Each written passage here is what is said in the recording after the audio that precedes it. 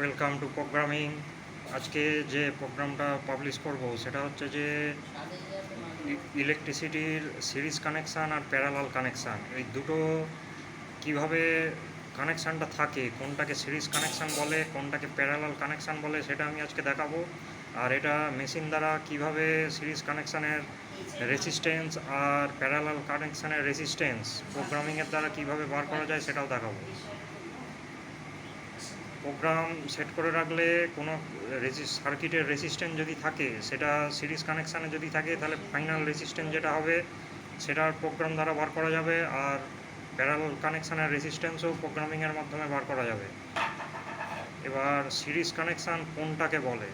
Series connection হচ্ছে যেখান থেকে কারেন্ট ফ্লো শুরু হবে পজিটিভ ডিরেকশানে, তারপর যে সার্কিটগুলো সিরিজ কানেকশানে থাকবে সেটা হচ্ছে যে যখন কারেন্ট ফ্লো করছে একটা রেসিস্ট্যান্টকে ওভারফ্লো করে তারপরে আরেকটা রেসিস্ট্যান্টের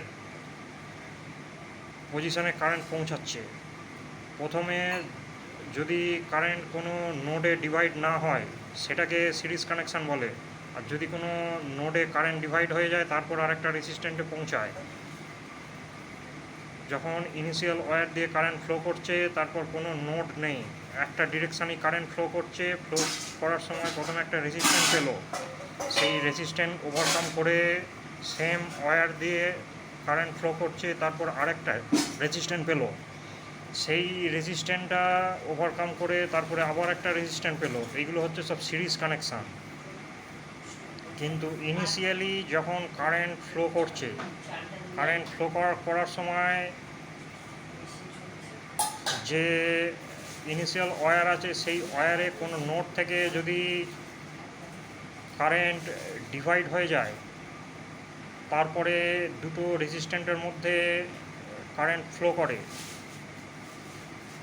ধরুন একটা ওয়্যার আছে, এই ওয়্যার দিয়ে একটা যাচ্ছে, তারপর ধরুন একটা নোড আছে, নোডের নাম হচ্ছে সি নোড থেকে ওয়্যার দুদিকে ডিভাইড হয়েছে। প্রথম যেদিকে ওয়্যার গেছে সেখানে একটা রেজিস্ট্যান্ট আছে R1, সেকেন্ড ডিরেকশানে যে ওয়্যারটা বেরিয়েছে সেখানে একটা রেজিস্ট্যান্ট আছে R2। এটা হচ্ছে প্যারালাল কানেকশান। কিন্তু সিরিজ কানেকশান হচ্ছে সেম ওয়্যার দিয়ে যখন কারেন্ট ফ্লো করছে, সেই ওয়্যারে ফ্লো করার সময় একটা রেজিস্ট্যান্টকে ওভারকাম করছে R1, তারপর একই ওয়্যার দিয়ে কারেন্ট ফ্লো করছে, ফ্লো করার পরে আরেকটা রেজিস্ট্যান্ট পাচ্ছে R2।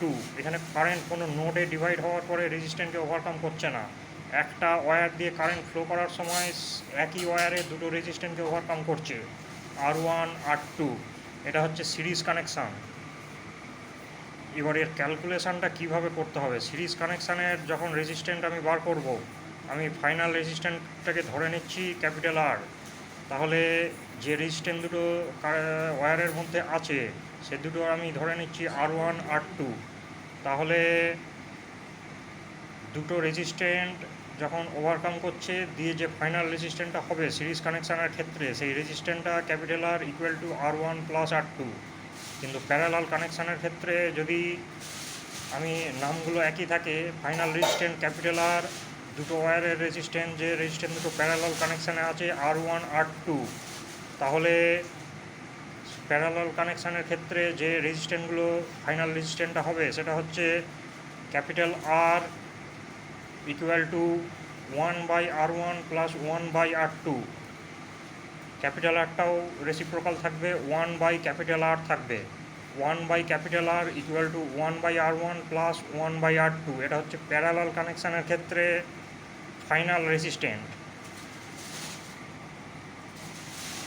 এবার এই দুটোকে আমি যদি প্রোগ্রামিংয়ের মাধ্যমে করি, সিরিজ কানেকশানের ক্ষেত্রে যদি আমি প্রোগ্রামিংয়ের মাধ্যমে করি, তাহলে দুটো রেজিস্ট্যান্ট যে দুটো থাকবে সেটা মেশিন ইউজার থেকে ইনপুট নেবে।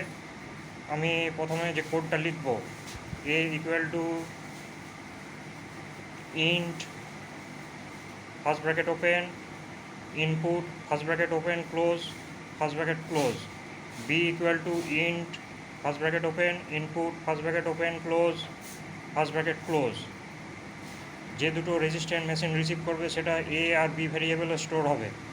তারপরে C ইকুয়াল টু সিরিজ কানেকশানের ক্ষেত্রে যে ফাইনাল রেজিস্ট্যান্টটা আমি বার করতে চাইছি equal to A plus B, print first ব্র্যাকেটের মধ্যে সি, আউটপুটে দুটো সিরিজ কানেকশানের R1 R2, এখানে আমি দুটো ভেরিয়েবলে রিসিভ করেছি এ বি। তাহলে আউটপুটে দুটো সিরিজ কানেকশানের যে ফাইনাল রেজিস্ট্যান্স সেটা দেখাবে, এটা প্রোগ্রামিংয়ের মাধ্যমে। এটা কোনো হিউম্যান ক্যালকুলেশন করতে হবে না, মেশিন দুটো রেজিস্ট্যান্টকে রিসিভ করবে, দিয়ে ফাইনাল রেজিস্ট্যান্স যেটা হবে সেটা আউটপুটে দেখাবে। এটা সিরিজ কানেকশানের ক্ষেত্রে।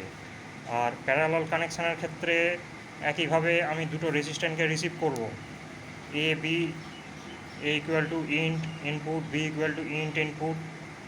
তাহলে এখানে আরও দুটো এক্সট্রা ভেরিয়েবল লাগবে, C equal to 1/a, D equal to 1/b। তাহলে যে রেজিস্ট্যান্সটা হবে সেটা হচ্ছে যে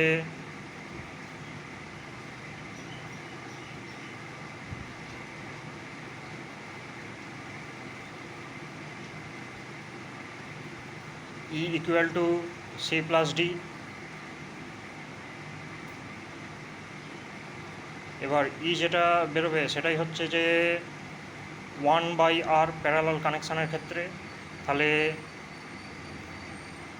ই এর আমি যদি রেসিপ্রোকাল করি, এফ ইকুয়াল টু 1/e, সেটাই হবে প্যারালাল কানেকশানের ফাইনাল রেজিস্ট্যান্ট।